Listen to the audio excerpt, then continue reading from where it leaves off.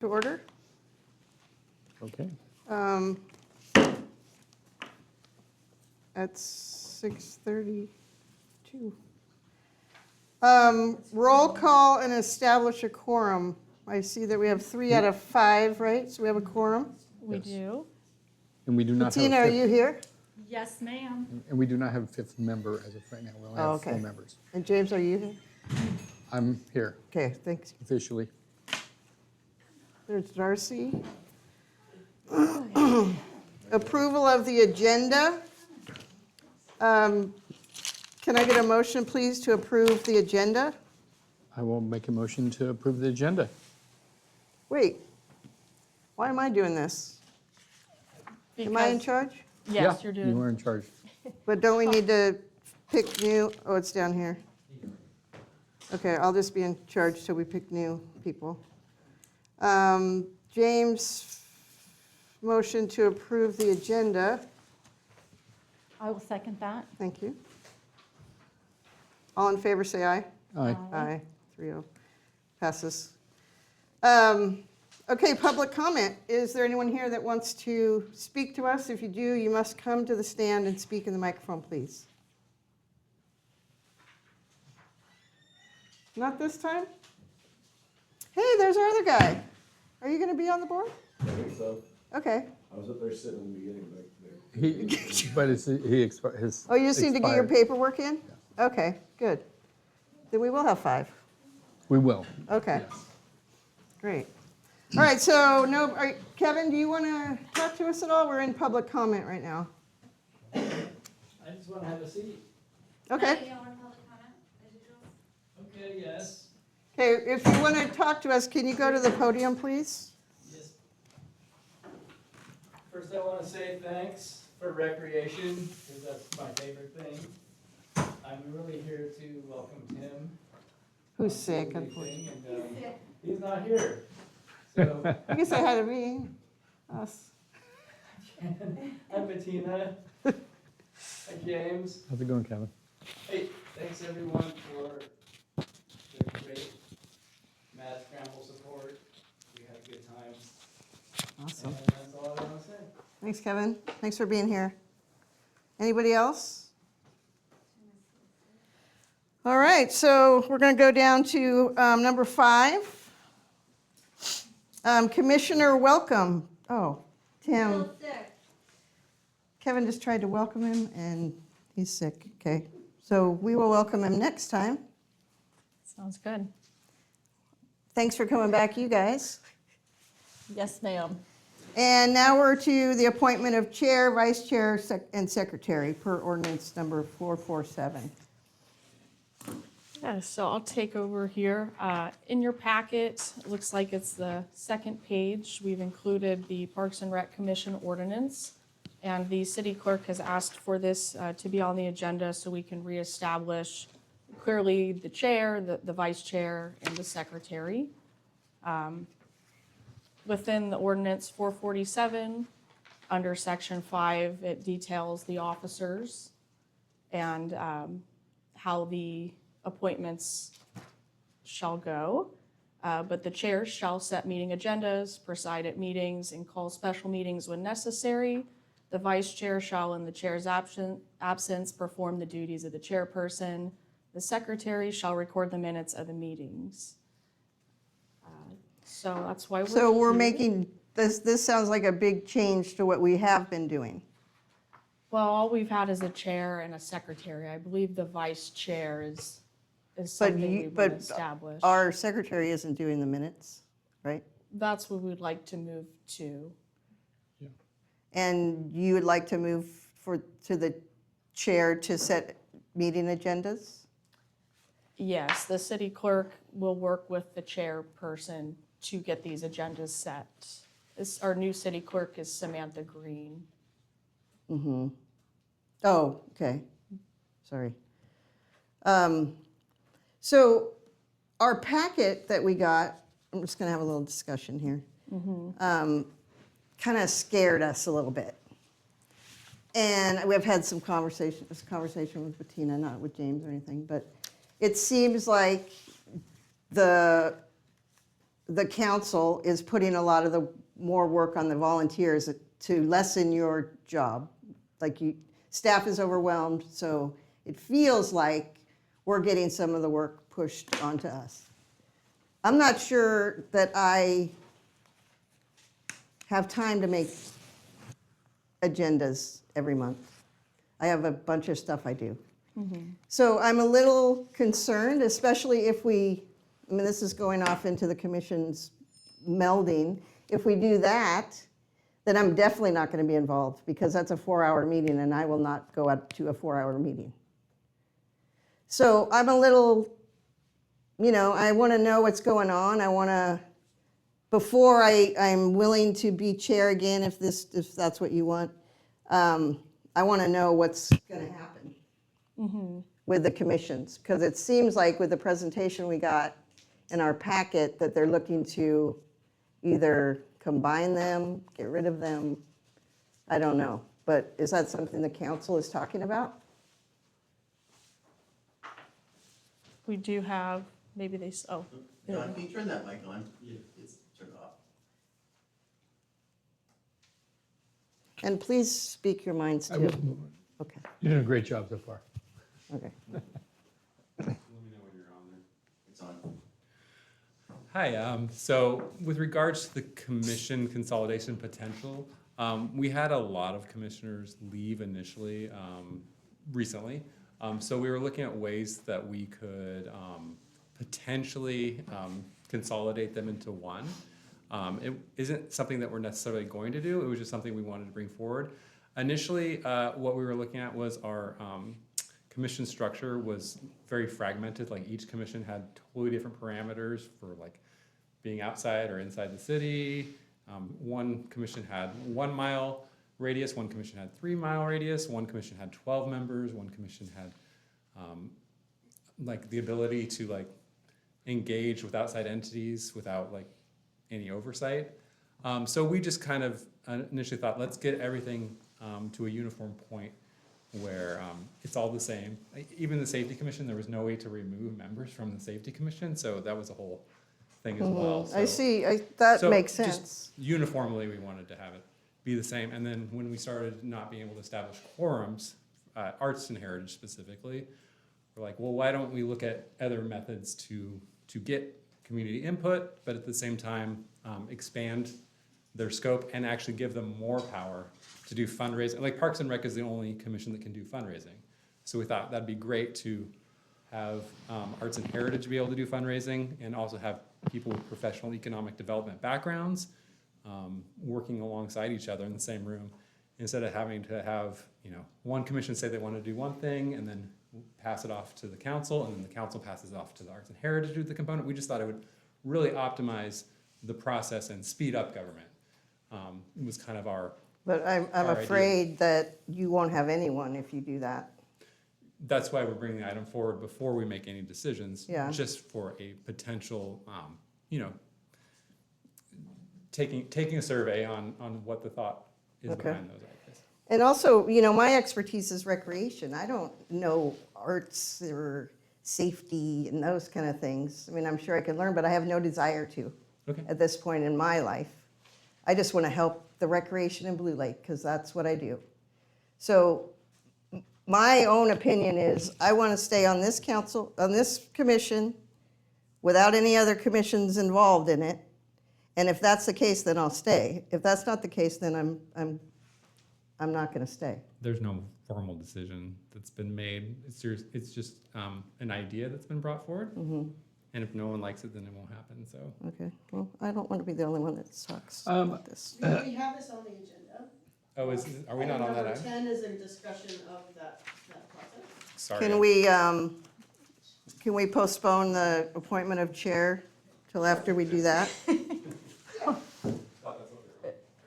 I think, yeah, we could, because that's, Or we could just bring this forward and do it now, and then yeah, Do the let's do rest. that. Yeah. Okay. I think we should. Yeah, I move mean, item that's 10 the to biggest thing on the agenda, in my opinion, because I was pretty flabbergasted by that presentation.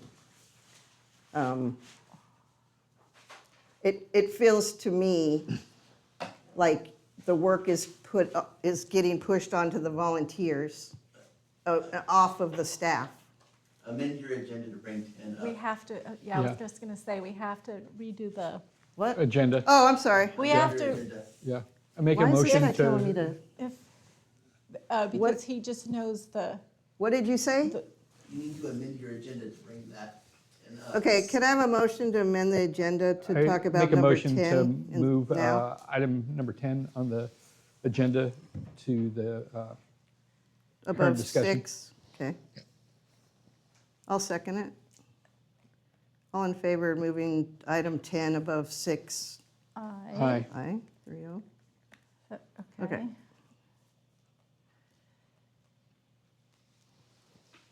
Now I don't even know what I was saying. Okay, so let's go discuss the consolidation discussion, city council We're commission. just continuing that. Like, who's doing the presentation Started. on that?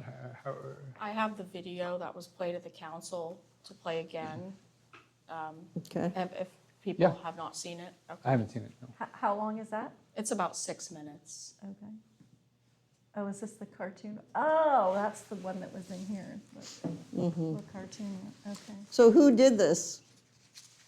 It looks John. like The AI. The ad hoc committee on the council made it. Ad hoc, oh, like a couple of you? Who's that? It was me and Kat, I think. Ready? Yeah.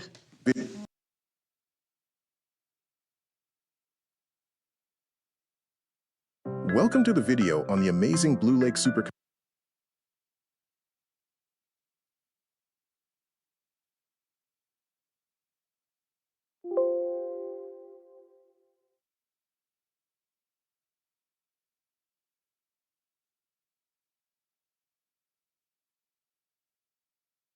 Commission, a vision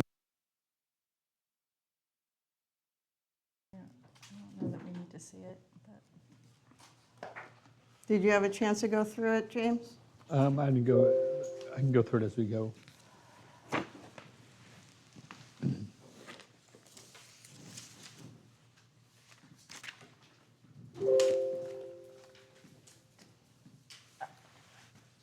This internet here is not great. Let me try to replay it. Welcome to the video on the Let's amazing just Blue watch Lake it real Super quick. Commission, a vision for our community focused on synergy, efficiency, and impact. Our 5 existing commissions are specialists, each with a unique and vital role, covering planning, economic development, public safety, arts and heritage, and parks and recreation. Planning, state-mandated land use and the general plan. Economic development, revenue, business growth, and the business park. Public safety, community liaison for crime, traffic, and emergency preparedness. Arts and heritage, cultural and historical promotion, representation. Parks and recreation, advice on parks, events, and programming. This chart outlines the roles, responsibilities, and structure of each city committee and commission, highlighting their focus area, policy involvement, and membership rules. The 5 commissions, across several regulatory and structural categories. It highlights that only the Planning Commission is required by state law.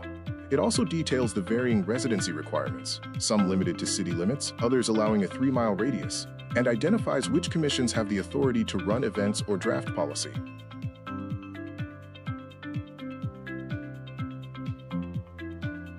The old system weaknesses focus on operational failures, frequent meeting cancellations due to a lack of members, quorum crisis, duplicated efforts, silos, and a heavy administrative burden on city staff.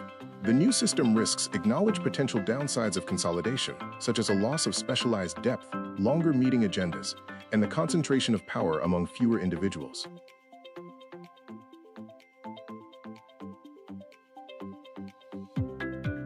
Strengths of the old system include deep specialization and distinct identity. The new system's strengths are holistic decision-making, a reliable quorum, a unified voice, and reduced administrative efficiency. The current model is praised for having a high volume of community participation, 20-plus seats, and distinct identities for donors. The proposed model is highlighted for its holistic decision-making, ensuring experts from different fields are in the same room, and providing a unified, consistent voice to the City Council. Consolidation addresses structural inefficiency by solving quorum issues, streamlining administration, reducing redundancy, coordinating advice, and aligning planning efforts for a safer approach. It illustrates how moving from 5 separate meetings to one unified meeting creates joint planning and clean and safe alignment. The visual data indicates that consolidation could result in a 75 to 80% reduction in the staff time currently spent preparing for and attending various commission meetings.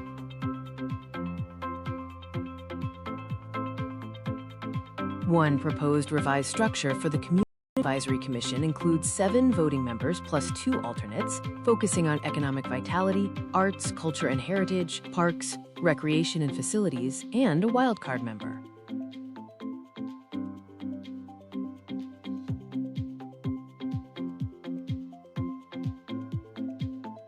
Another option is a 9-member body. This version provides an even distribution of influence, with 3 members specifically designated for each of the 3 main pillars: economic development, arts/heritage, and park/recreation.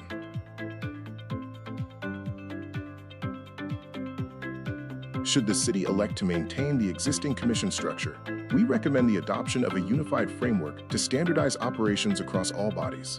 This approach includes targeted strategic recommendations designed to optimize performance and ensure consistency throughout the system.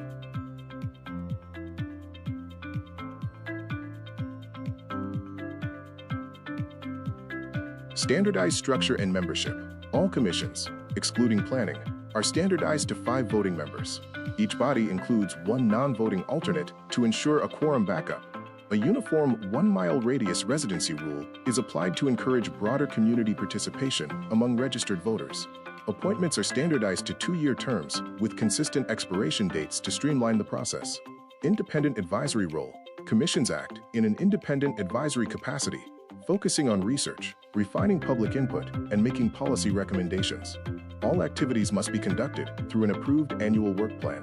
Restrictions are clearly defined. Commissions have no independent spending authority, cannot enter contracts, and cannot issue directives to staff. Every commission's activities are reviewed and guided by a designated council liaison. Unified reporting and accountability, a consistent feedback loop, is established for ongoing communication with the City Council. Standard quarterly reports are provided to the council every 3 months. Annual work plans must be submitted every January, ensuring alignment with the city's strategic vision and budget. Standardized meeting procedures. The primary objective is to reduce administrative burden and prevent meeting fatigue. All meetings will adopt Rosenberg's Rules of Order. Agendas are drafted by the chair and staff liaison 3 weeks in advance and reviewed by the council liaison. Commissions must adhere to standard templates and time management practices to prevent meeting overtime. Current commission time expenditure totals are estimated to take 192 hours.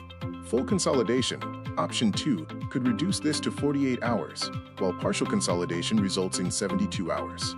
Alternative meeting frequency in option I also offers time savings.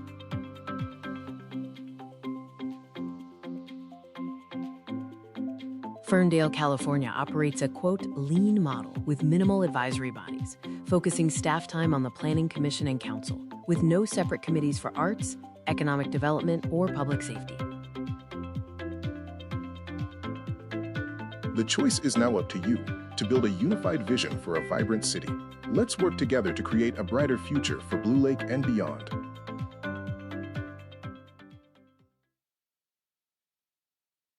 Thanks, yep. So, Are we discussing this among ourselves, or are we discussing it with a liaison, or is this just is this just like for us to think about, or are you going to go back to council and make a decision based on which, Our like input? which commissions say what, or how is this going to work? You're the chair, so I mean, you're gonna decide what you wanna do. If you wanna ask me questions, that's fine. If you wanna ask your board members questions about it, get input from the community, that's what I would. That was just asking you a question.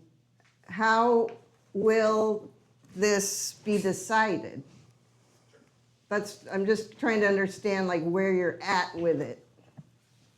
I was not aware I was presenting this tonight, just so you're aware to you Oh, guys. okay. So that being said, I think right now, the council was coming forward to ask for your input Okay. and see what your thoughts were. about Okay. something like this, whether it's a good idea, bad idea, something you'd like to hear more about, or Have any other commissions heard about this yet? I think Public Safety met last night and heard about it. I've asked our remaining economic development person about it, and they were in favor of it. I've asked one of the Arts and Heritage members about it, and they thought it was a decent idea as well. But again, we need everyone's input on it before any decisions would be made. Right now, as is, I think we have pretty full and active commissions, so I don't really see this coming to fruition right now. Okay. I think it's more of we had it in our pipeline for over a year.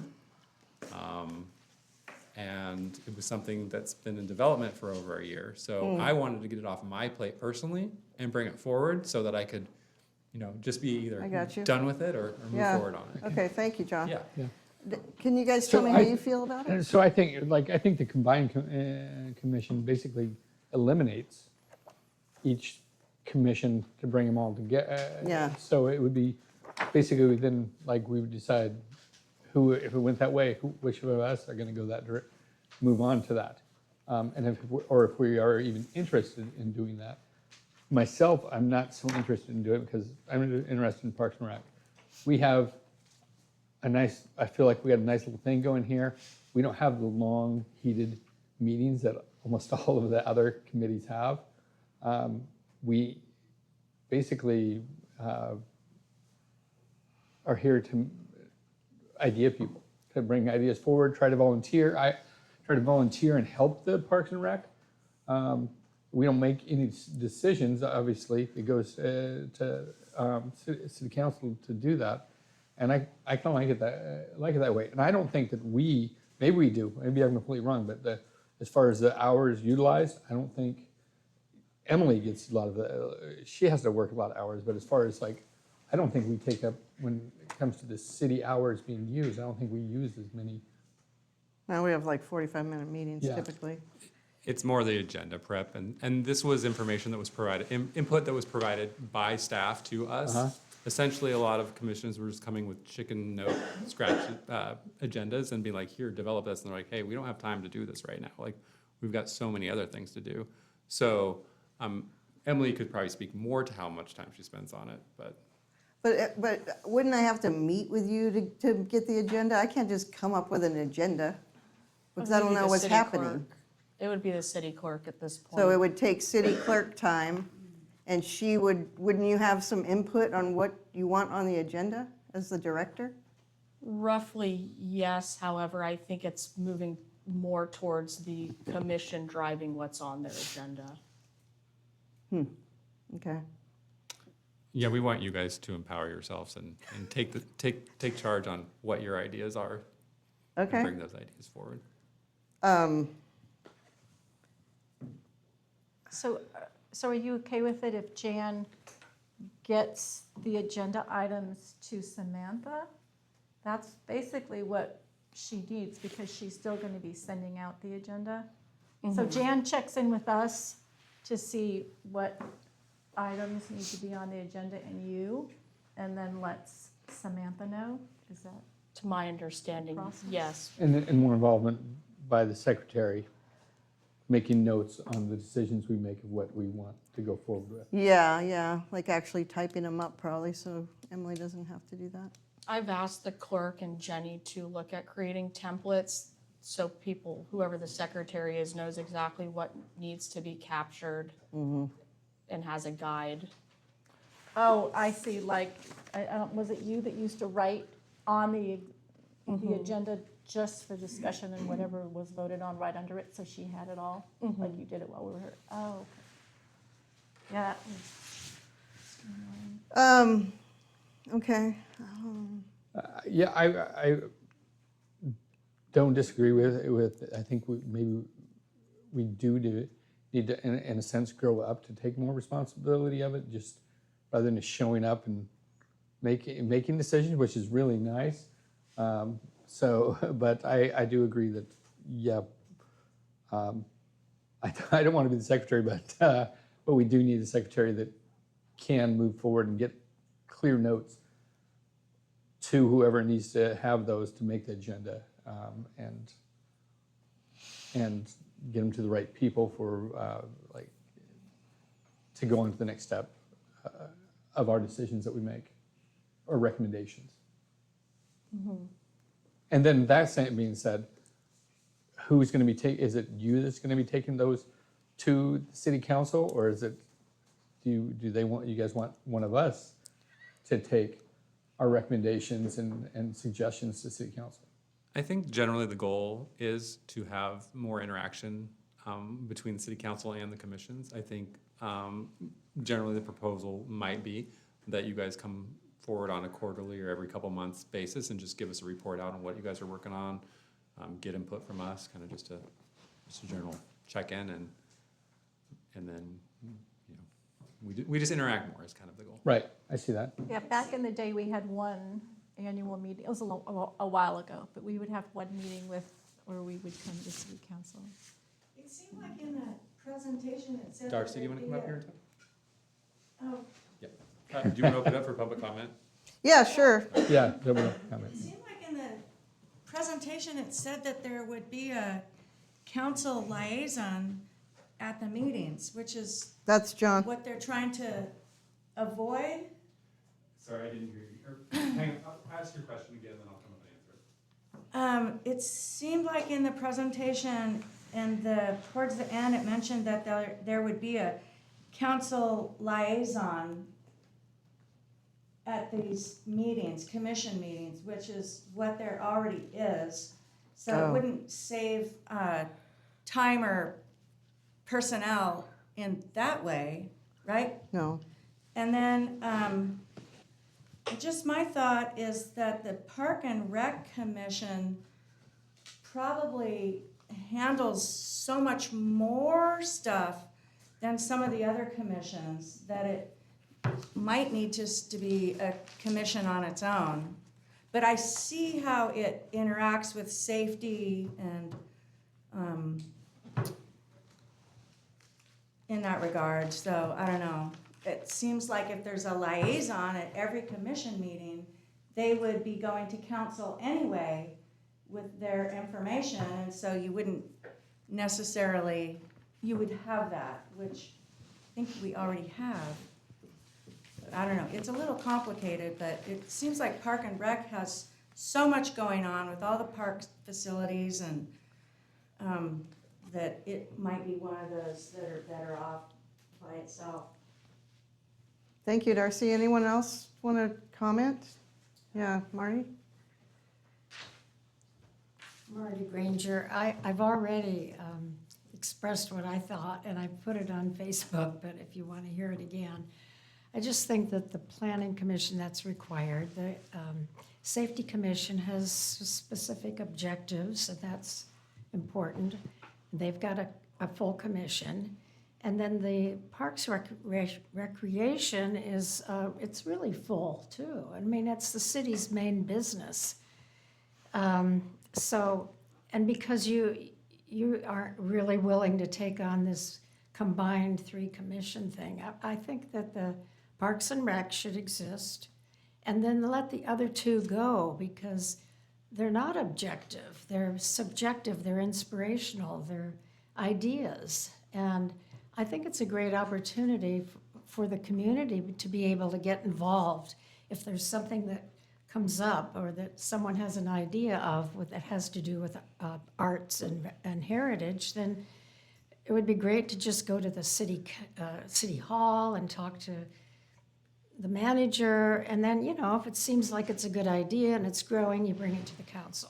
And the same thing with the other one. Safety, no, not the safety. Economic development. Yeah, I mean, in the 7 years that I've lived here, I've never really seen anything come from the arts and heritage or the economic development.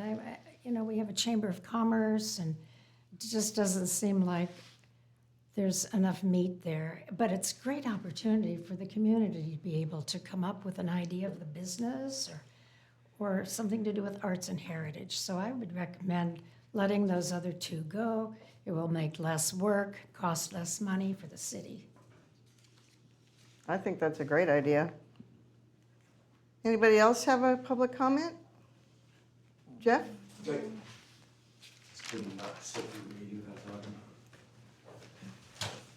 Hi, my name is Jeff Bird. I'm formerly council person or whatever. We commission people. Commissioner.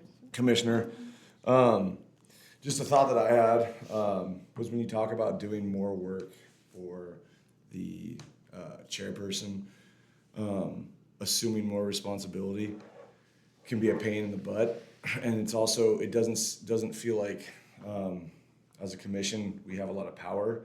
I know that we get asked to volunteer things, and Bettina, I know you do things with the horses. Jan, I know you're at the pickleball. James, you're mowing stuff and taking people around on sleighs. People are doing all kinds of things, but it's all volunteer work. So anyways, it reminds me of the job I do, which is a teacher, when people ask you to do more things, but they don't give you more power. So if the commissions were going to be consolidated and asked to do more things, I don't know, I would like to see them there. They would, in some way, we need to have more direct input, or I don't know, something would need to come of that, because as somebody who's volunteers time, I don't want to just come here, do more work, and then hand that off to other people to make decisions and then tell me what to do. Because that's what it would feel like to me, is I'm just being asked to do more, but then not having any kind of say. That, and then thing two is, John, I don't know if you said you made the slide, but the last slide, just comment on it. It says Old Way, and it shows a dark, foggy, gray river, and then it says Blue Wake. The journey begins, vibrant city, happy citizens overjoyed. So it's just kind of funny, because it just looks like it definitely wants to go, we want to go to the consolidated commissions, just based on the last slide and the happy picture. But the past was happy. That's- Say aye. Does it say aye? Oh, AI. Oh, gotcha. It's cute. I mean, it's really good. It's, Old Way was kind of scary. It is kind of scary. I agree with you. I agree with you. Oh, it's like you mean like it's like a little utopian society that someone's trying to sell you. They're trying to say, yeah. Okay. It's a pamphlet at your front door or something. it's Yeah. Disneyland. I get it. So I'm leaning towards option one. I'll vote remain, but I do agree with Marty as far as like maybe two commissions could go. But really, I think that's their decision, whether the people in that commission think that they're productive and whether that should exist. I think Parks and Rec should continue existing, but not as another portion of another larger committee. Because I think we would just disappear. What do you think, Bettina? Or did I hear that arts and heritage and economic development need more people? Okay, so maybe they could join forces if there's a handful here and a handful here and they need 5, maybe they could work together. Because I know that out of the visioning, it's always important to have the economic development piece, because out of the visioning meetings, there's always only ever 4, right? There's always the arts and the music and the events and all of that. And then there's revitalize downtown. And then there's always develop the business park. And then there's always trails and recreation. There's only ever 4. So I feel like ours is pretty strong. And we've been hanging in there since they pulled the tracks in '98. And if the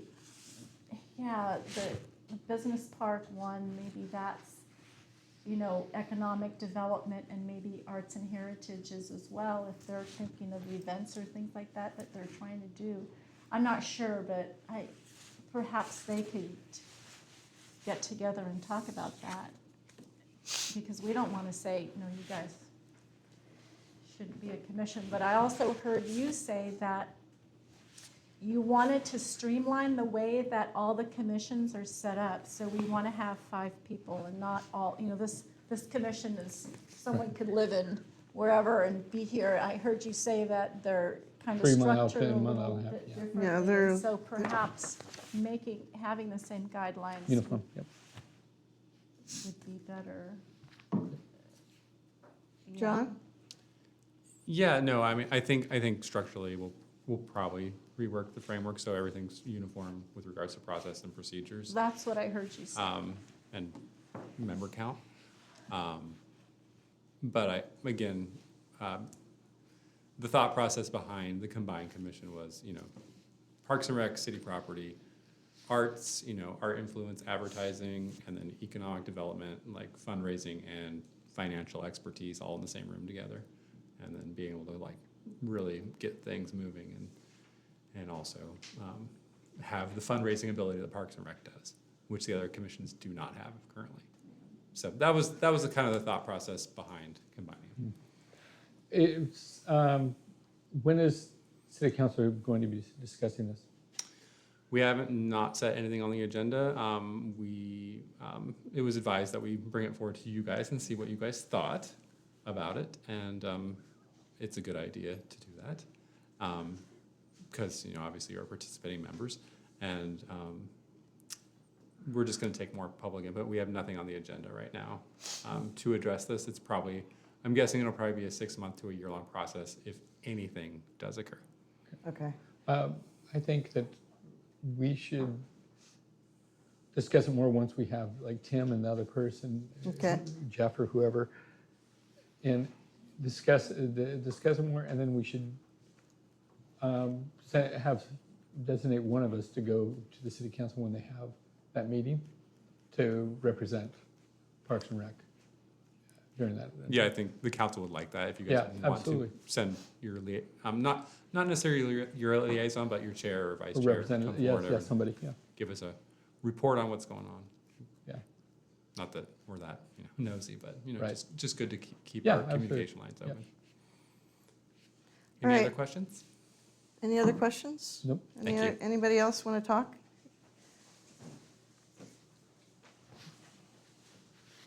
Hello. Hey. I'm Elise Scafani. I'm the liaison of the Public Safety Commission. So we had a similar discussion on Monday night, and there were 3 people present, and they each said that they were really only interested in the Safety Commission and not other commissions, and so that's kind of how that discussion went. But something I'd like to share with you guys that you may not be aware of is there's been kind of a sense that the commissions sort of orbit their own sun and the council kind of does its thing, and we don't always come together, or we rarely come together. And so part of, I think, the underlying desire of some of this is to bring people together more, to inspire more collaboration and cooperation on a whole, right? So by asking the chair to take part in agenda setting, and then like on the Safety Commission, we're talking about the chair and the city clerk and the council liaison all working together on the agenda. So everybody's kind of grouped together, and presumably the council liaison is going to have some idea what the council's got going on over the next couple of months or what's coming up, and might be able to pitch in and say, hey, we got such and such happening in 2 months. Maybe you guys want to talk about this at your next meeting, and give us, some input before we, before we're going to talk about it. And also, we want to be able to move in similar directions together, where that's feasible or possible or beneficial. So so I think I'm hoping that we can do more collaborating and building things together, and whether that's with 5 separate commissions or if there's any sort of combination, that's really up to the folks that make up these commissions and the community at large. Okay, that's good to hear. Thanks, Elise. All right, we should probably move on. We're going to have another discussion about this when we have a full commission. So is everyone okay with moving on? So our Yes. meeting only has 5 more minutes left, so we're going to make our 45-minute. That's right, Jan. All right, we're going to go back to appointing chair, vice chair, and secretary. Were you taking over on that? You can choose to have the discussion, or you can postpone it and wait for Tim and a 5th member as well. Yeah, let's do that. It's up to you. My quick question is before we make that decision to go or to postpone it, are we having a meeting in next month, or are we waiting in 2 months? Because under Section 7 of Parks and Rec Commission, it says that meetings will normally be held every other month at an established time. Which we used to do, and then Which we we used to changed do. it a few years ago to be monthly. So are we doing it every So- month? We do. It's been every month since Okay, so we're I've been continuing. I here. wasn't sure if we were going to change it. Yeah, but I'm Okay. happy any way y'all decide to go. Maybe we need the monthly meetings at this point before, to reorganize and Yeah. then So yeah, let's. revisit that, because, you know, maybe the other commissions say this too or not, who even knows? Okay, we're going to table number 6 to the next meeting. Do I need a motion for that? Yeah, I think so. Can Make a you- motion Yeah. James, to postpone the appointing of positions till next month. okay, I second that. all in favor? Aye. Okay, thank you. Brown Act overview.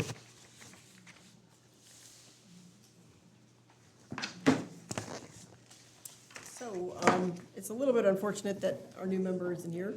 I know, can we, Go ahead, just go Sorry. ahead. I could do a super basic, I mean, well, you're not going to have to do it again, are you? No, no. Okay. But, he's got the, so the thing about the Brown Act is a lot of people misunderstand it. And unfortunately, that misunderstanding oftentimes leads people to think that there's, you know, something going on that shouldn't be. Or it prevents people from doing things that would be completely appropriate because they don't understand the Brown Act. So the basics of the Brown Act is that all public convened meetings need to be publicly noticed within 72 hours before they're going to convene.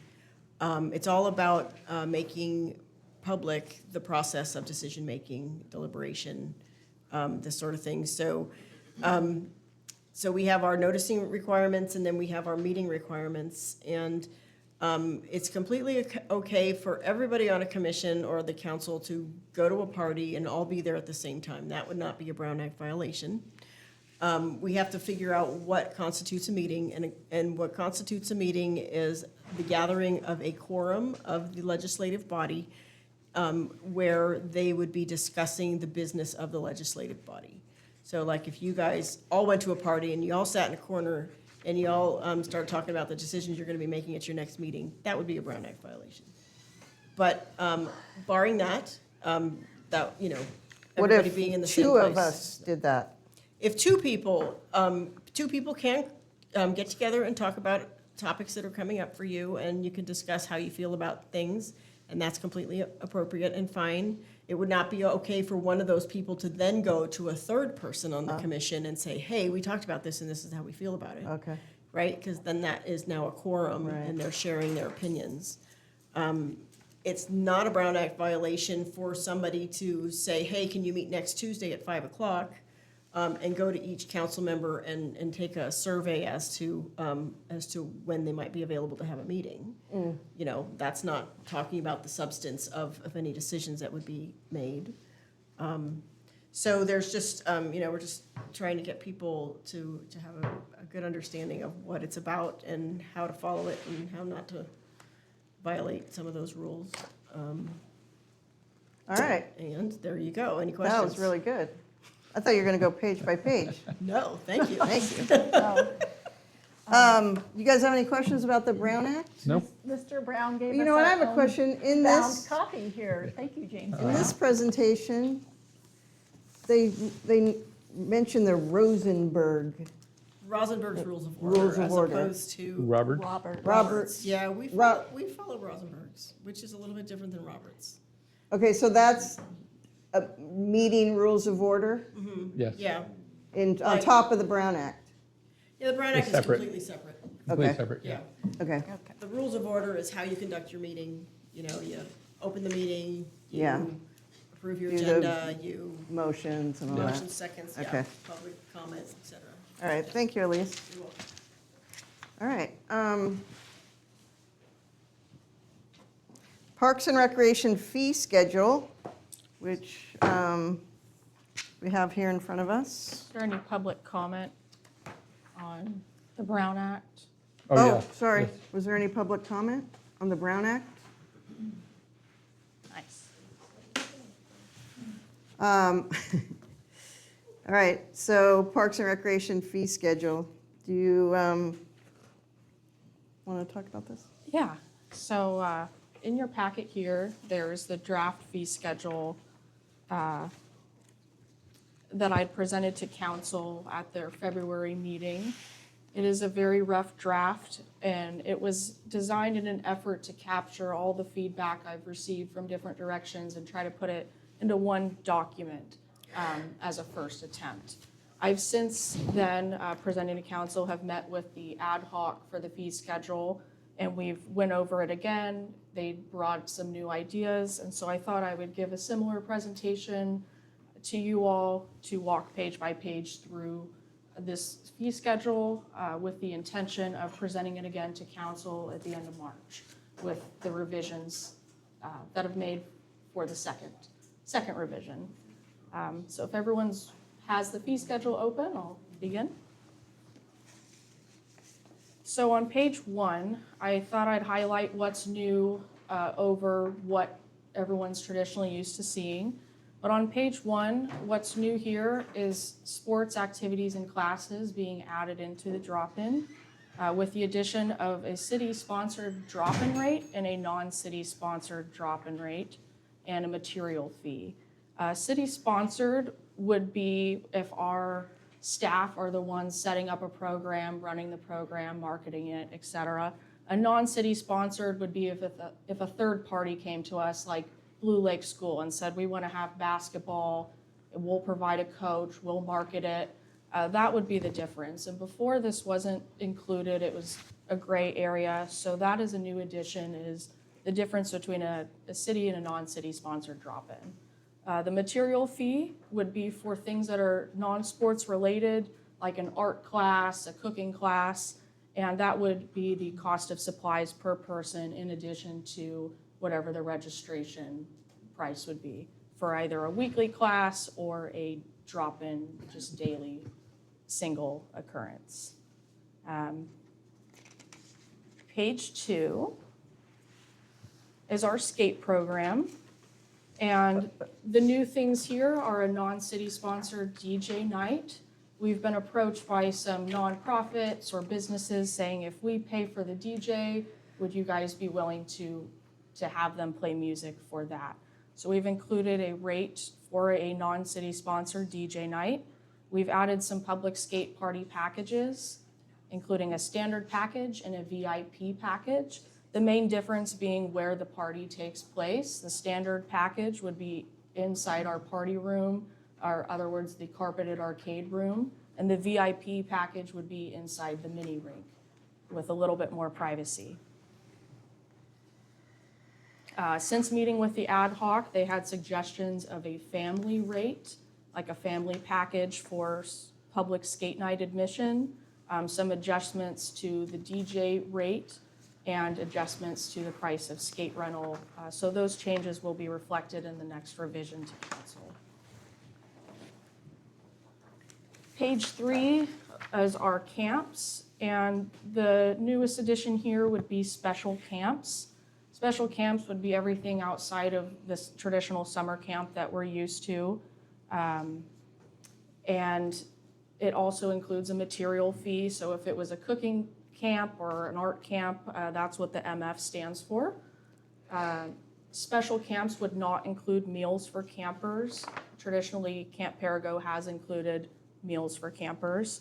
We did include summer camp in here though, because we wanted to be as holistic as we can with this fee schedule, even if we're not doing Camp Perigo this year.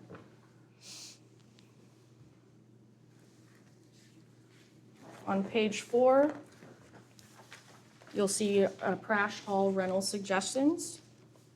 And the blue is indicating a nonprofit rate. The red would be a business rate.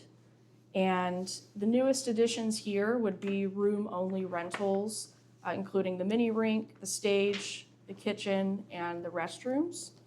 Beforehand, we had kind of an odd combination of this room and that room, and So we've tried to simplify it by just having it be room only. The only package we offer now is a full facility rental package, theoretically. That's if they want to rent everything in Prash Hall. We've added a facility damage or deposit damage clause to indicate that if damages are beyond the amount for the deposit, that we have the right to charge them, and you can see the clause on the screen here. Shall damage occur to park facilities and/or grounds from or during the event, the tenant will be billed to the address on file for additional fees for repair, including but not limited to staff time, equipment replacement, and cleanup fees. Yes. Do you want us to ask you things or no? If you could wait till the end, that would be great. Okay.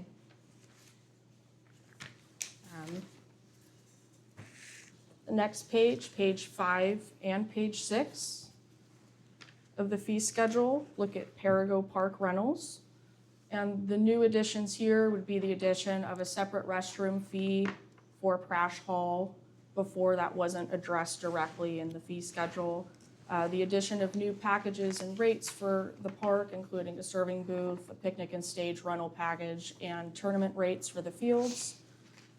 And third, the consideration of a community impact fee for concerts, festivals, and major event rentals highlighted in yellow, with the intention of having an additional fee associated with large events over a certain number of people with live amplified music.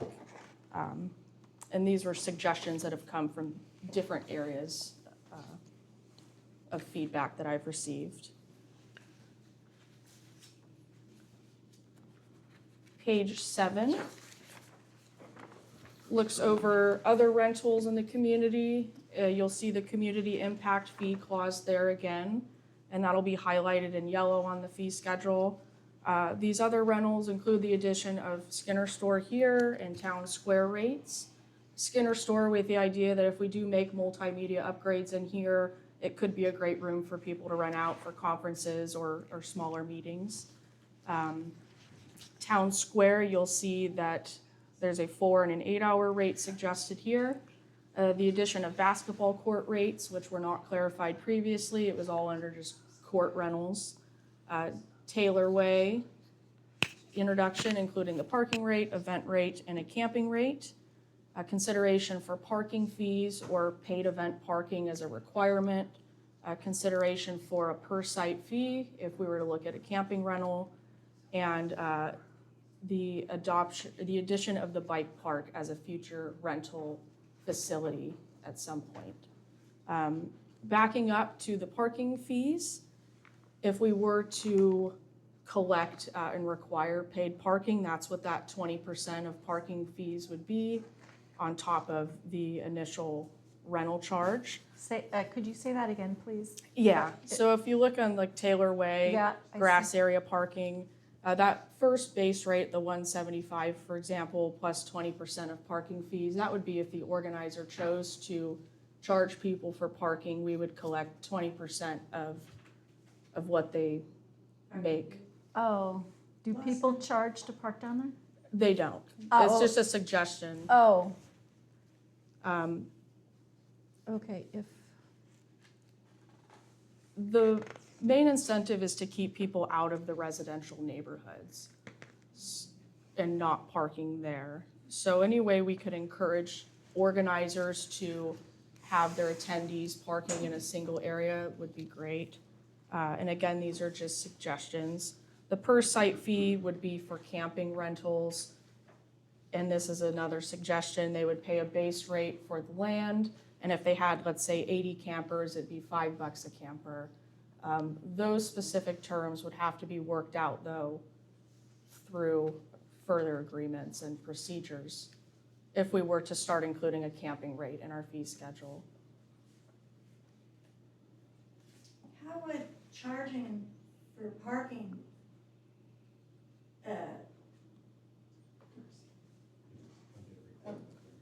I think we're going to do Yeah. public comment after the presentation.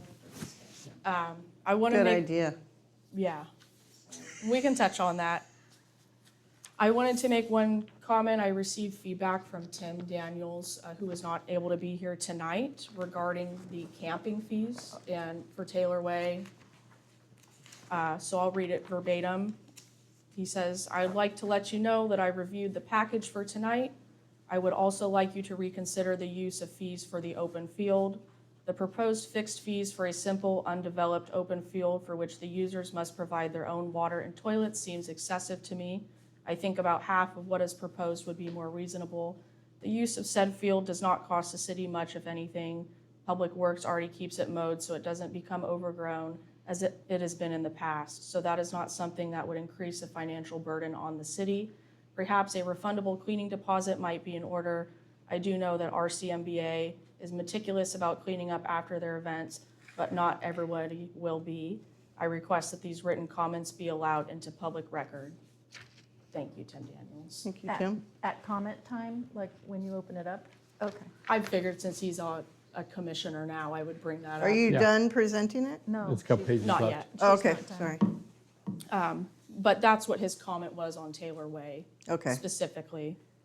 Looking at the next page, page 8, was horse arena rentals. New additions here would be rates for parking and events, including the utilization of the grass field at the horse arena for arena-only rentals, grass-only rentals, or arena and grass together. And those would be delineated between events or parking, depending on what they would want to use the space for.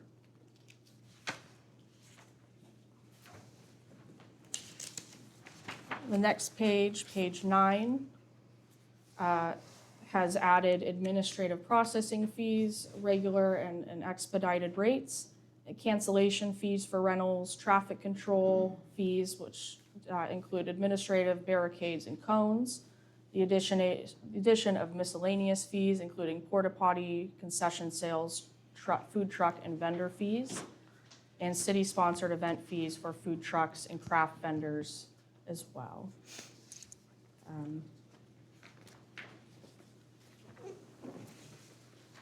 Page 10 looks at adding a cleanup fee, more like a cleanup penalty fee if we had to go in as staff after a large event and do further cleanup, a lost key fee, the addition of the concession rates sold by the city. So if we sell merchandise or food at the skating rink, just including that in the overall schedule.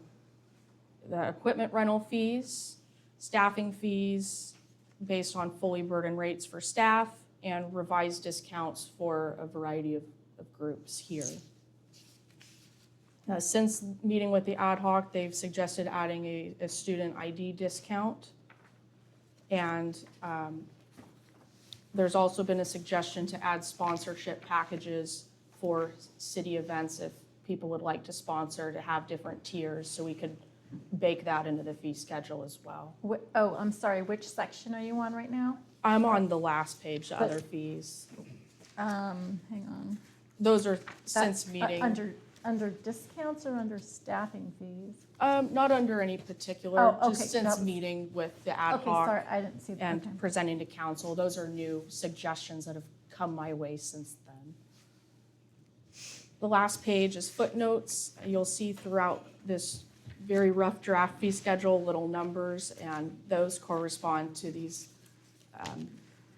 things in the back, which you can see here. Number 1, subject to approval from applicable entities would be the first. Number 2 would be a 2-hour minimum rental. Number 3 would be that damage clause for deposits. The 4th would be facility rental fees do not include any applicable event host, staffing, or equipment fees. Staffing fees are based on the fully burdened wage of assigned staff. Number 5, Perigo Park rentals do not include Prash Hall restroom access. See Prash Hall for the restroom rate.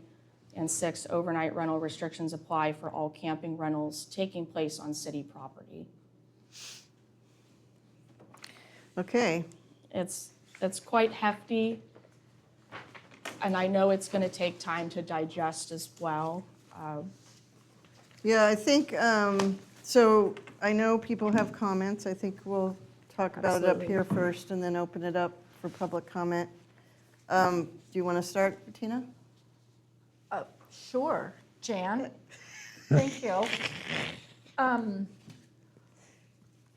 Through my eyes, some of these fees are extraordinarily high.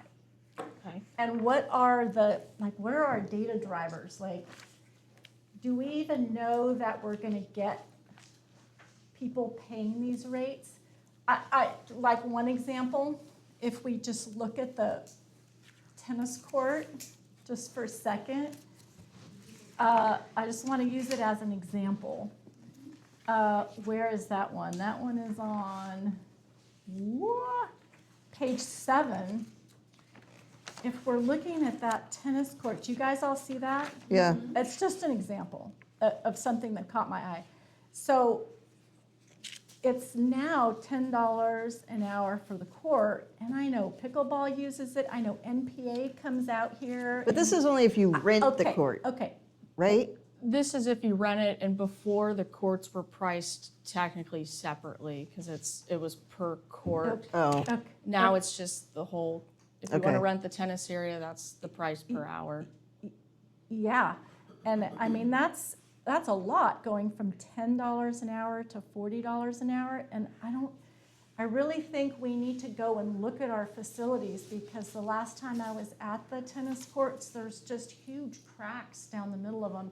I don't know if anyone's here from pickleball, but I know they weed, oh, Jan, did you raise your hand? Okay.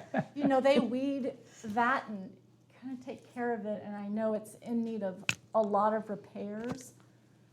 I think Prash Hall is too. And on a side note, I didn't see the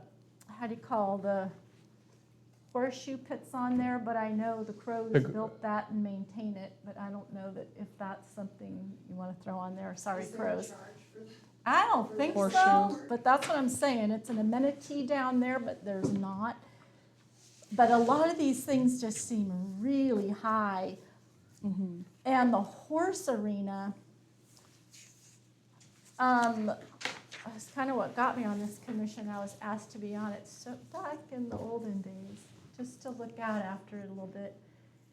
And I know Julie really wanted to have some input on this, because she also has a club that runs events that generates revenue that keeps the arena going.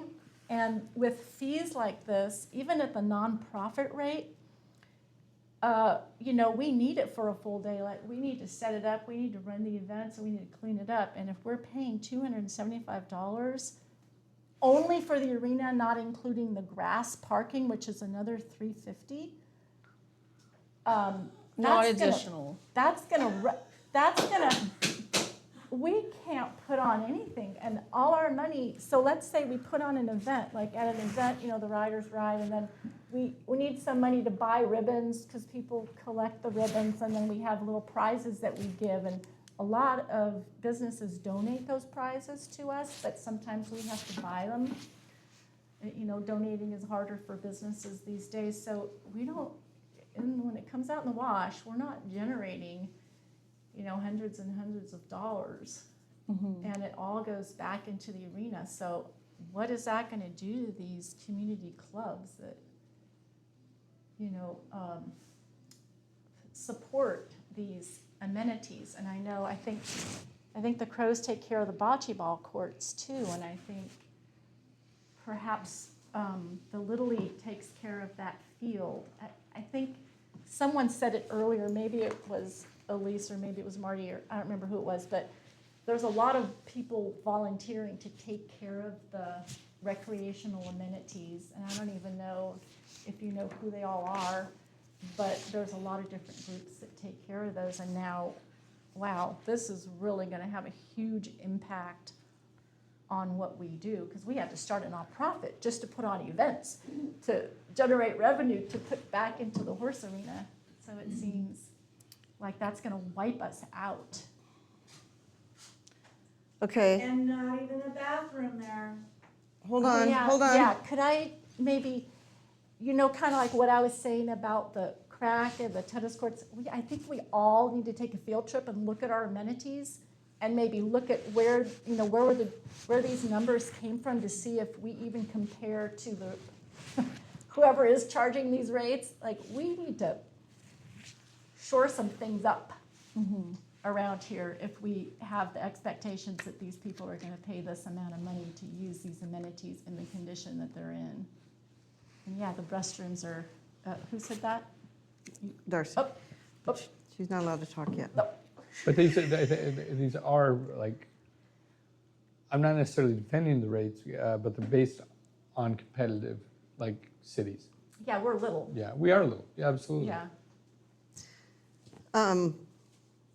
Were you tasked with raising the rates?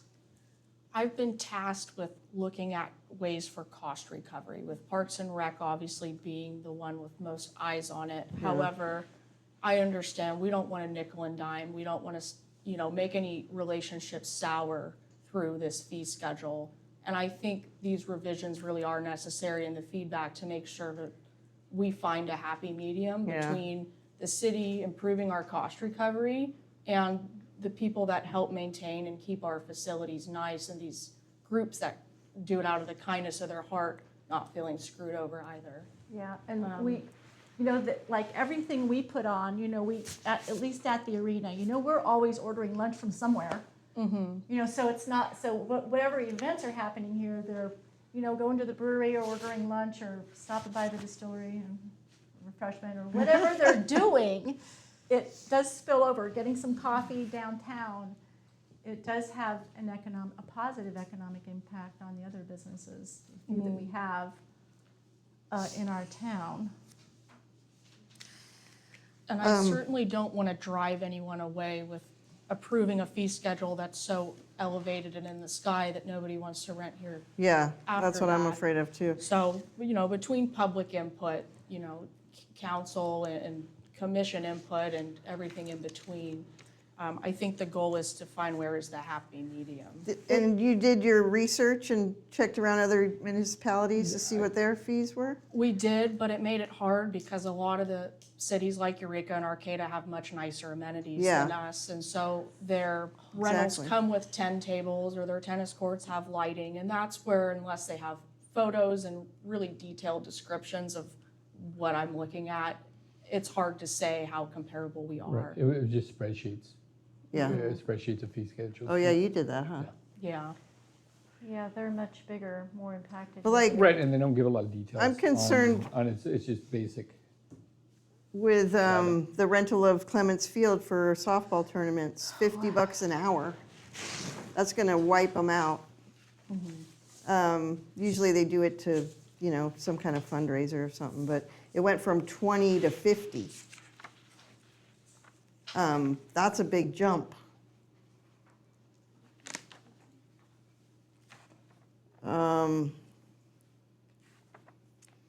And then do we actually rent the concession stand now, that it's a place of business? And Igor's, Which one? The Clements, We don't. It's been asked by council to be included in this fee schedule, though, okay, hence it being just in to be there. comprehensive.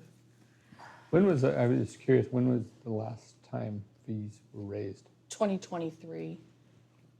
yeah, 2023, okay. yeah. And then one more question for me. The tennis court and basketball court rentals, those are just if you want it for yourself, no one else, like it's a reservation. Yes. Like pickleball players that come at 9:30 in the morning every day aren't gonna have to pay No. whatever an So no hour. drop-in fees. It's just, No. No We have- drop-in fee for outdoor.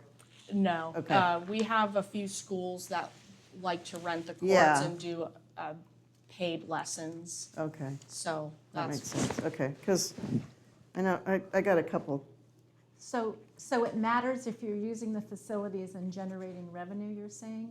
Because they have to pay. well, they're exclusive to who they allow in. So when they rent the courts, they don't allow anybody They wouldn't inside let the you in courts, there but because it's their reservation. casual Right. pickleball is technically open to the public. first Yeah. come, first serve, yeah. Yeah. Is that booked? Like, do you have a lot of reservations? It comes seasonally when they generally do Like their training NPA does their camps. tennis out there. They rent it? Yeah. They rent it? They do. Do they? Oh, well, And then I'm going to open it up for public comment pretty quick here. I am concerned about the horse arena grass area, because it went from nothing to kind of a lot. Oh, yeah. The grass, like you have to rent the grass and then you have to rent I think, And do other municipalities rent parking area or grassy areas? They do, mostly Okay. for parking. Okay. oh, so if McKinleyville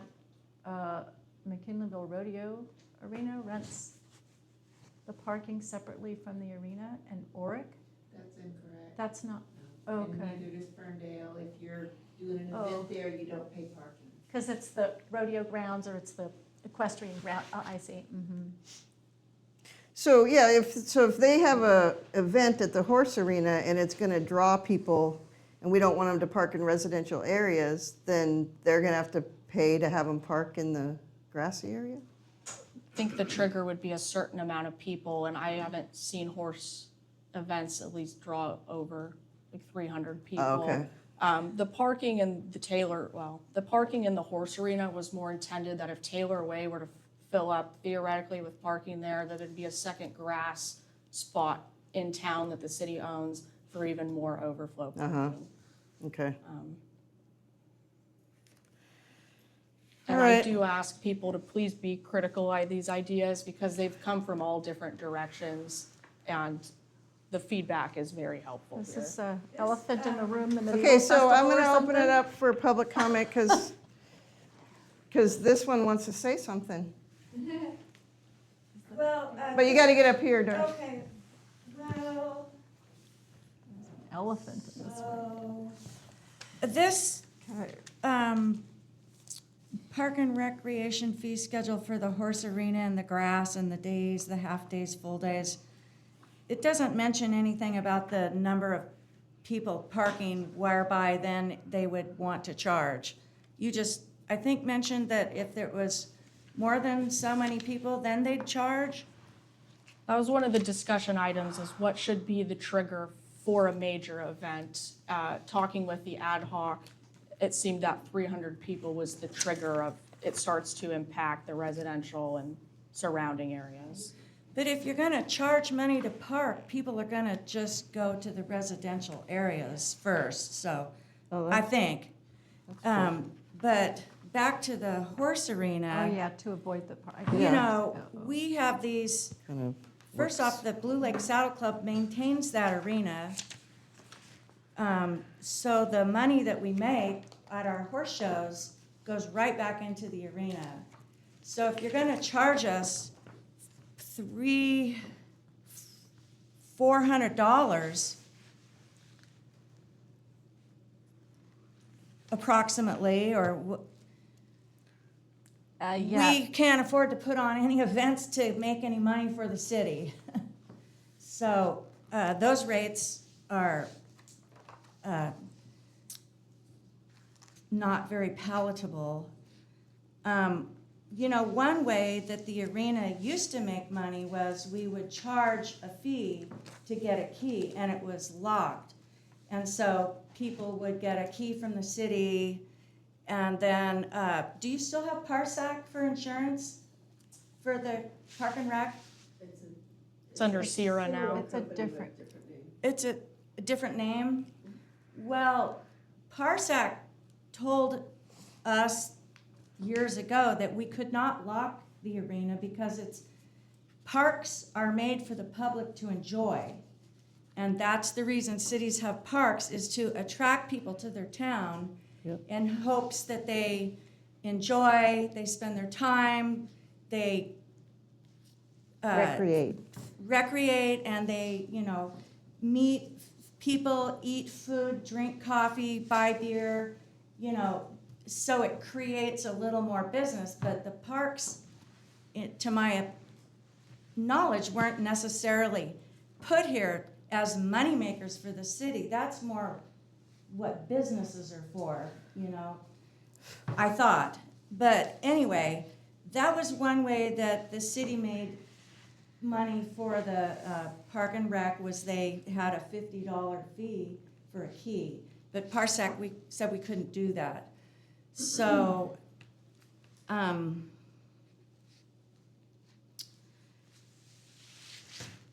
the other thing is that with the Saddle Club doing basically all the daily upkeep of that arena, I personally use my own gas, my own vehicle during the season where it's being used daily by many people. I drag the arena and keep up the footing myself with my own rig and my own gas, and I've never asked for a penny, and I never will. But I would like a bathroom. And if that's gonna be a whole park entity where people have to pay money now, they should have a bathroom, a B&B, just my opinion. And I mean, it seems like some people would be willing to pitch in $5 here and there to, to have a bathroom and make sure it's kept up nice, a B&B. All right, wrap it up. Okay, ironically, before I came here from my house, I listened to a community comment by Scott Adair. I think he's do you guys know who Scott Adair is?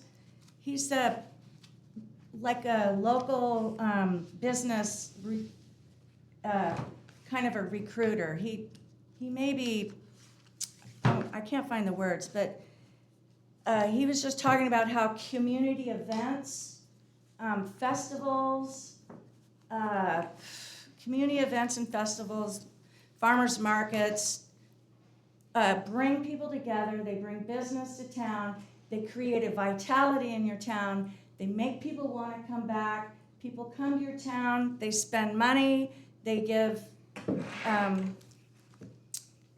they make it a better place to be. People getting together, having common interests, and sharing good space. Thanks, Darcy. Anybody else? Come on up.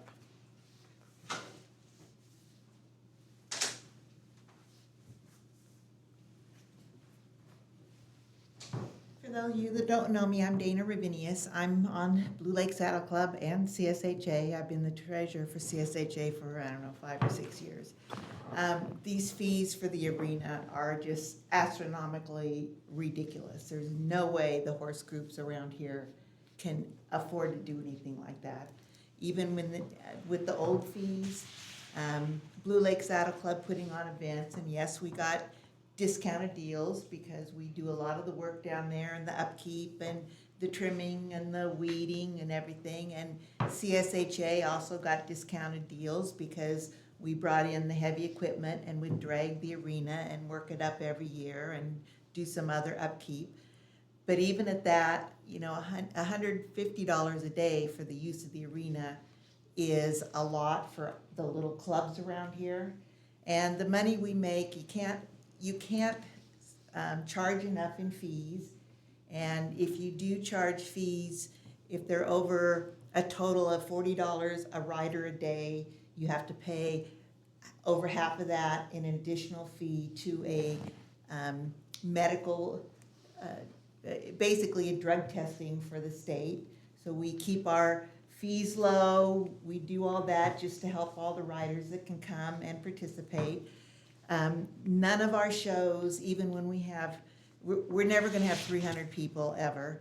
I mean, we would never have probably 75 people if we had everybody's families attend, even some of our biggest events here. But like I said, the fees, the work, we never make any money, even when we have probably a lot of the shows that we've had here, the biggest attendance would be 20 riders, maybe 25 riders. We're lucky to break even and pay our expenses and be able to help put stuff back in the arena. So to charge these kind of fees, and realistically, if I go to a horse show anyplace else, I never pay a parking fee. I pay my entry fee, or, you know, it's always gonna be an entry fee. Parking fees are just not included. I also have no issue with charging some kind of a, you know, member use fee for people to use it for the year or whatever, all the individuals that come.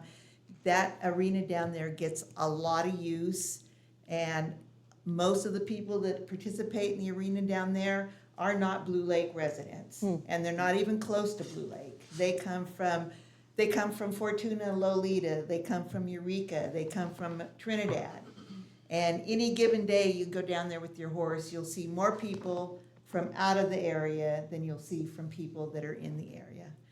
And I also have to say, it is just unbelievable to me that you can have a park and rec area and not have a public restroom available. And for the pickleball, the horseshoe people, the tennis people, all the people that park and hike the trail from there, all the bikers, all the mothers with their strollers and their kids, and there's not any kind of a facility in that area, which is just, to me, totally unbelievable. And I have to say, on that same note, to charge for the extra bathroom at the crash hall, to me, is just also unbelievable. But that's my comments from my horse perspective. Thank you, Dana. Thank you. Next. I'm gonna make this really short and sweet because I have a really raspy voice.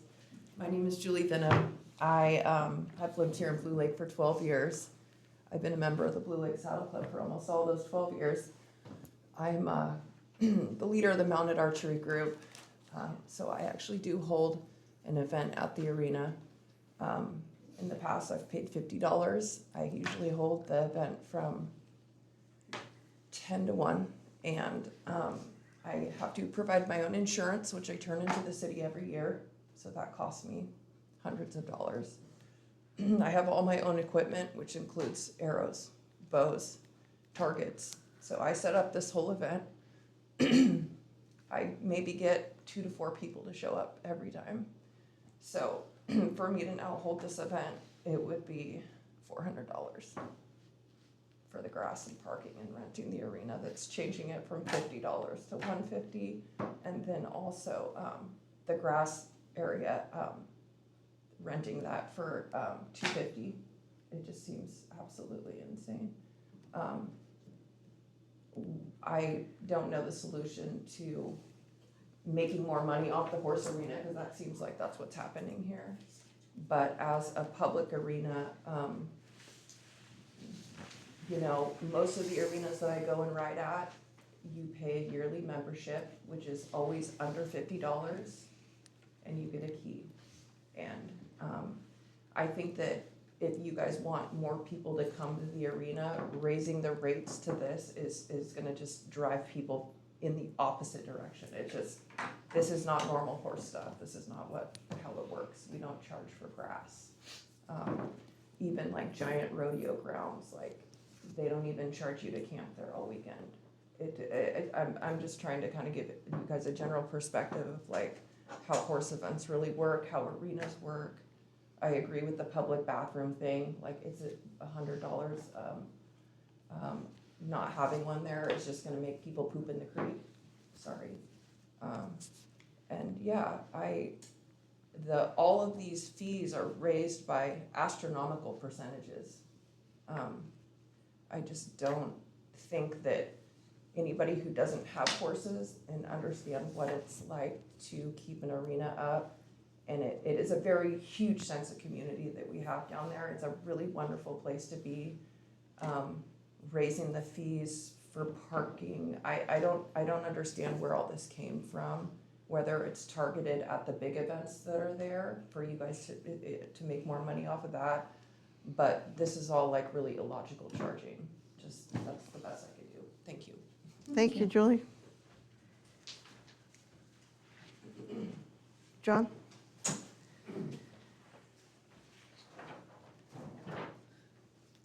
I just want to say that, you know, obviously these decisions are always hard. We are looking at massive deficit spending that has occurred in Parks and Rec over the years that we are now unfortunately having to start to address.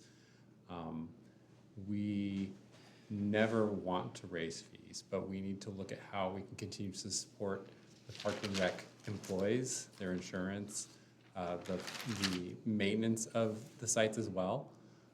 So it's really unfortunate that we're addressing this now at this time, but we are, again, addressing a lot of deficit spending that has occurred for a long period of time. So apologies for the community. Nobody wants this right now, but it is what we are having to, unfortunately, look into, is how we can generate more revenue for the city. So I just want to thank you, Emily, for the work you put in. I know it's hard to have to, be the bearer of bad news sometimes, and hopefully we can come together with the community input. We appreciate this, and come up with a plan. Thank you.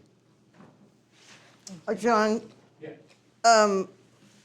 So I know you're advocating for Parks and Rec to make more money, but the horse arena people, they maintain that place.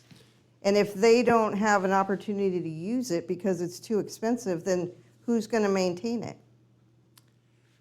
I'm Yeah. not sure. I don't have a plan right now Yeah. personally. I mean, that's something that Emily would probably come up with, or city staff. That's not, in my purview to determine, but that's something that definitely I'm sure that Emily would consider on how she would develop those strategies. But I guess I was just trying to get at, are you supporting these fees for the horse arena? I just saw those last week. Those were first presented before us. So that's the first time we've seen them. I haven't had a chance to really review and assess them to any length. Okay. So I think, James, you were the one who came up with those? I did not. I can't. Who was the ad hoc? We never got any input from other facilities on the arena. It was other facility. It was like fields and renting tennis courts, things like that. But we didn't get fee schedules from any city in municipalities as far as horse arenas. Okay. So I don't know where those came from. Okay. I don't know if they're based on like a percentage over the time, how much we should raise it or what. And I know Julie wanted to be involved in that, and she wasn't, because I wasn't able to get a hold of her and get that information. Thank you. Yeah. Any other questions? Well, I guess just the events, for me, like for the MedFest. I don't know if you guys know this, but it's put on by a nonprofit, by the PTO of a school. And, Blue Lake School has 2 food booths in Perigo Park. They're not charged anything for that booth. It's free. And I'm understanding that every concession booth has to, like the event has to pay a fee for those booths now. And then we have to pay a fee for the porta potties, even though we have to pay for the porta potties. And there were other things in there, like the horse archers, they do a show there, but they get paid from the event. We give them a stipend. The Saddle Club used to do the pony rides and the petting zoos, so that's how they generated revenue for for their club. And then Parks and Recs runs the bouncy house. We have never charged Parks and Rec a fee to be in the bouncy house. And then, there's just so many community clubs and entities that are a part of that event that we just let come in to benefit from it, because we know that they need the revenue for their clubs. So I don't know where we would fall in this fee structure. It seems really high. Those would be questions for Emily. I mean, Yeah. Emily, and then also, sorry, I'm not putting it on you, Emily, but just, as we kind of refine this process. Emily, you again, talk to her. Everyone wants to see more events in this community, not less events. Yeah. But at the same time, I think the city can't continue to be at a loss and lose out on revenue streams that will help repair and facilitate continuing to have Parks and Rec in the community. So in other cities, is Parks and Recs in the black? I don't know the answer to that. Okay, 'cause- That being said, we are in the red in a lot of places right now, not just Parks and Rec. So Yeah. we are addressing a multitude of financial issues at the moment. Yeah. And it's unfortunate. Yeah, there was a huge article, I don't know if it was in Fortune or Time or where it was, but it was about San Francisco and how recreation is revitalizing the economy in San Francisco. And just one example is some guy started they're like e-bikes, but they're for the water. And so he's renting those out. And so all these people, like he's just booked and his business is booming. So as a result, he gets, the people come into the coffee shop to get your coffee or do whatever. There's other businesses that benefit. So the draw is the recreation. We have that, it's free. And if you go down to the river in the summer, it's like a flotilla. There's hardly 4 square feet of river space. There's people on inner tubes and noodles and little boats and all these things. And we don't even have a snow cone and a hot dog stand down there. Well, and I then think- there's the bike people. I mean, there's so many bike people. Where do they have to go to patronize? Well, that's it, we and don't then have the businesses the bike to park profit in from Arcata, the influx of people. or how do you call the skate park in Arcata? They run, Parks and Rec Yeah. runs a whole camp there. It's packed in the summer. And so I think we have the draw, but we don't have the businesses to generate the revenue for the tax base. And so I'm not sure that, okay? No, I 100% I agree with you. Okay. I understand, if we build it, they will come. But unfortunately, right now, that hasn't worked thus far. I'm super happy to see that come to fruition. But we just, again, need more businesses to collect the tax revenue as people come in and utilize our Parks and Rec facilities. Yeah, and with the MedFest, some of the other feedback, like from the distillery, they say it's their busiest weekend of the year. So that's good to hear. And then you go over to the brewery during the MedFest, everyone's in their costumes, they're having food, they're drinking beer. You go to the lager, there's a band, it says everybody's over there. So it's trickling out over to the casino, it's full. So I feel like we are, at least that event is having a positive impact. And like I said, we don't charge a whole lot for the vendors. We don't charge anything for these community organizations. There's several more schools that have come on board in the park. And they're just trying to, one of their PTOs was doing ceramics from the ceramic club. They're just trying to get going to try to generate some revenue. So maybe there could be some consideration for what events are being put on in the park and who they're supporting in the community somehow in this fee structure. I don't know. Just an idea. Thank you. Maybe about that. fees waived for nonprofits or something like that if they have a booth. Something, yeah, because our priority is for schools and nonprofits You to gotta- be in there. I don't know if you know that or not, but they You gotta are. give the people a discount if they're maintaining the facility. Are Right. you kidding me?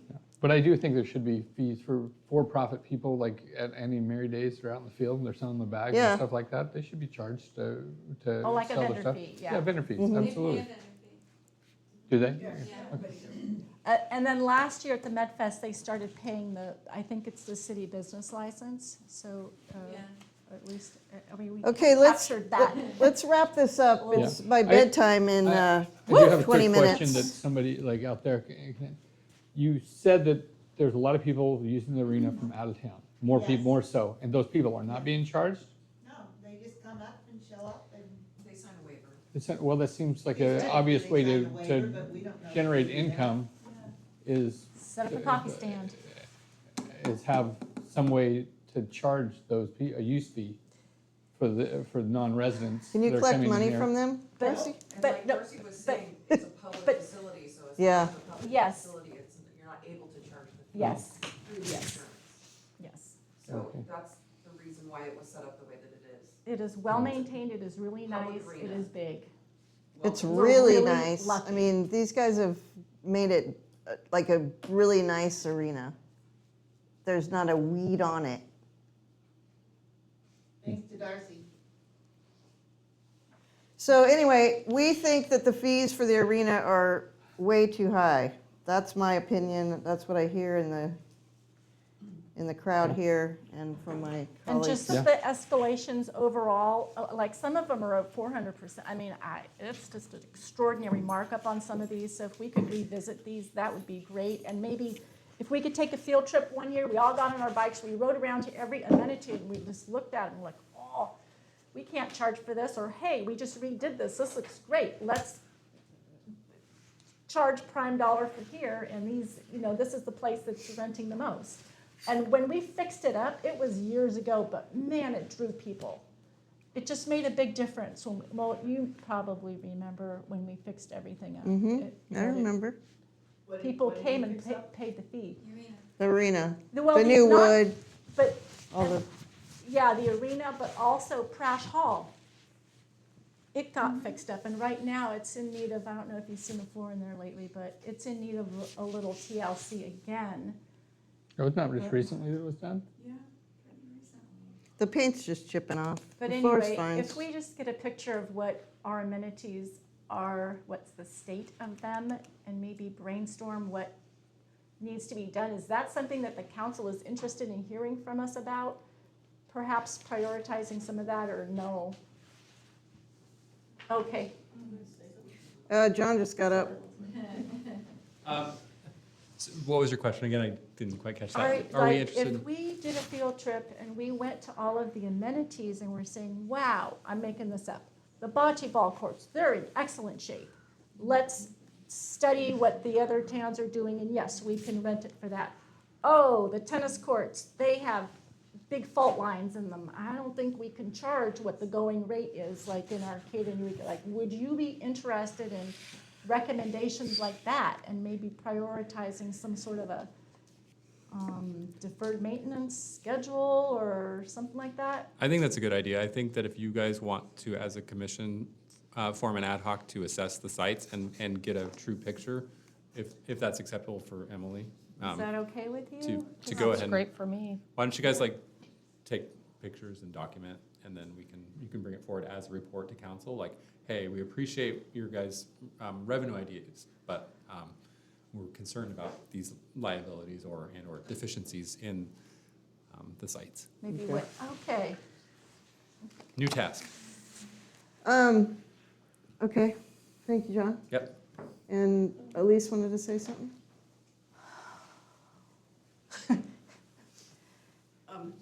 I think all the feedback is valuable.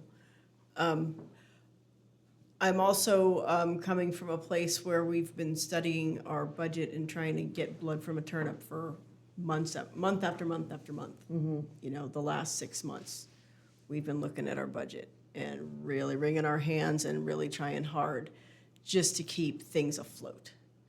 And so it's not about, is Parks and Rec operating at a deficit? How can we make Parks and Rec generate revenue? That's a piece of it.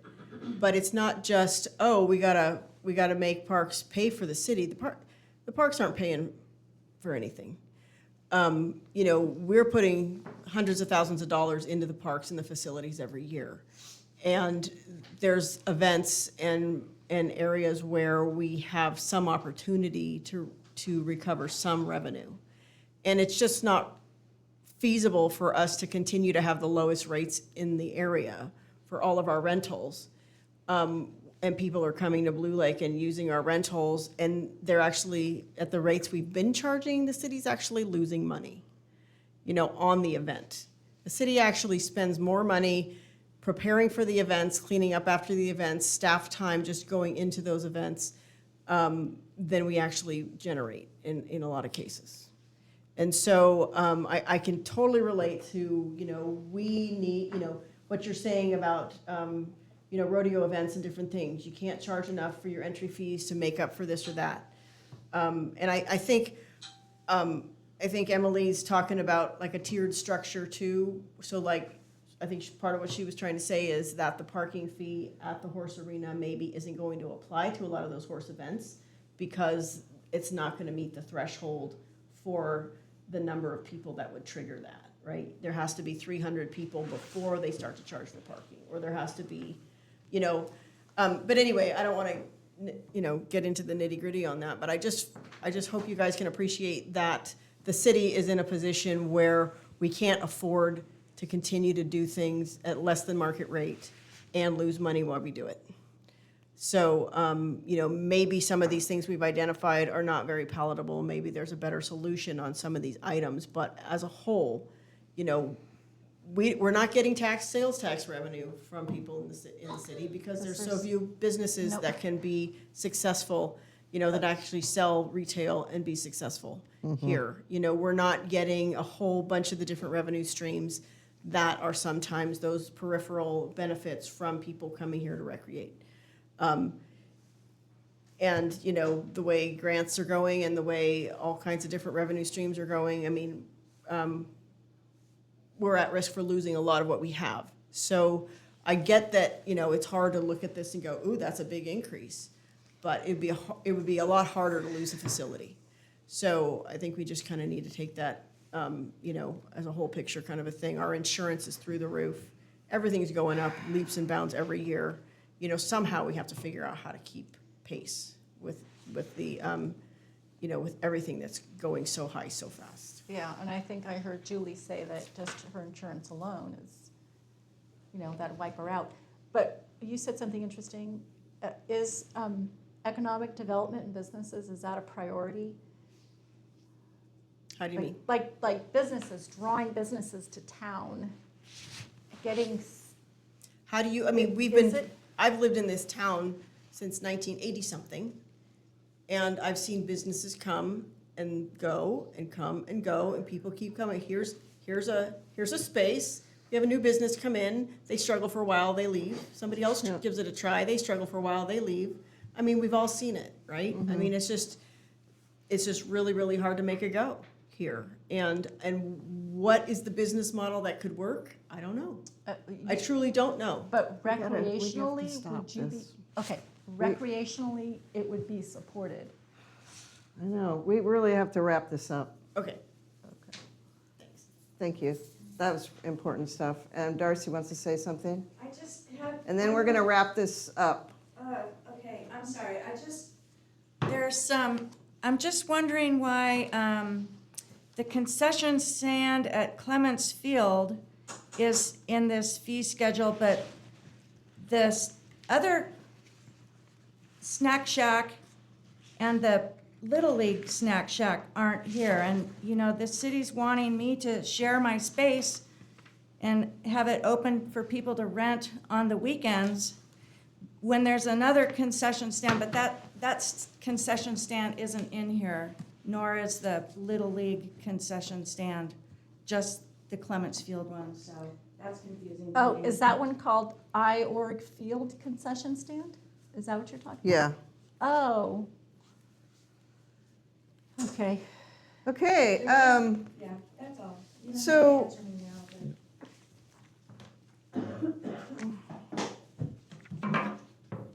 Oh, there it is.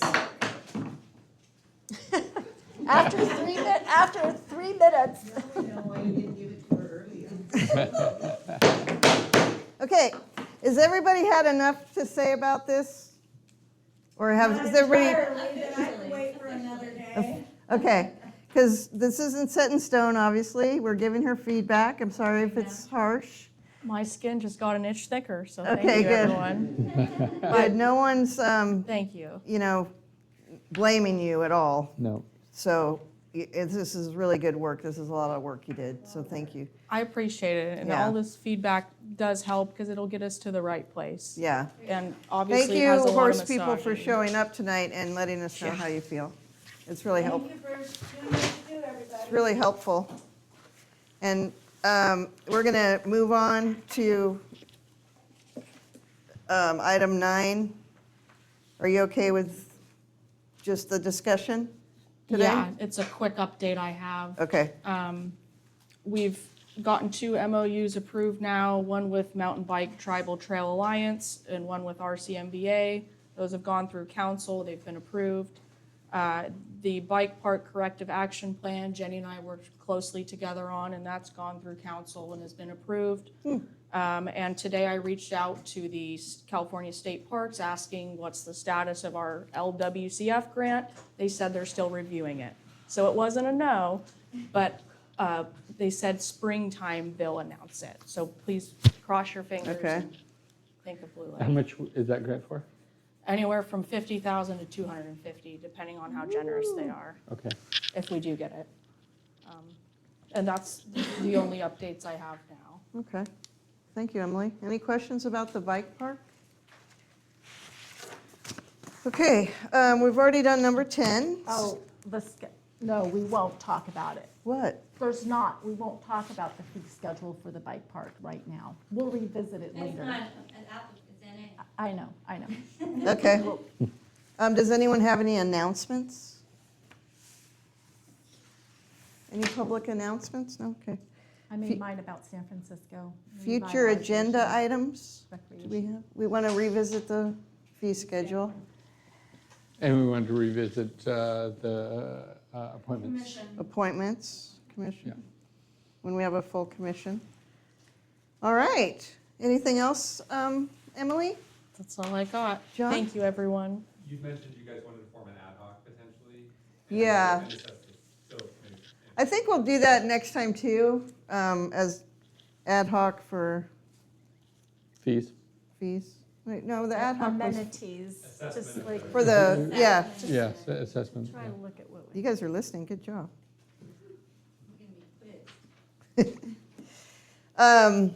All right, so again, thanks everyone for being here, and do we have a motion to adjourn? I make a motion to adjourn. James? I will second that Thank you. motion. All in favor to adjourn at Aye. 8:17. 8:17? Aye, passes. Thanks everyone for being here.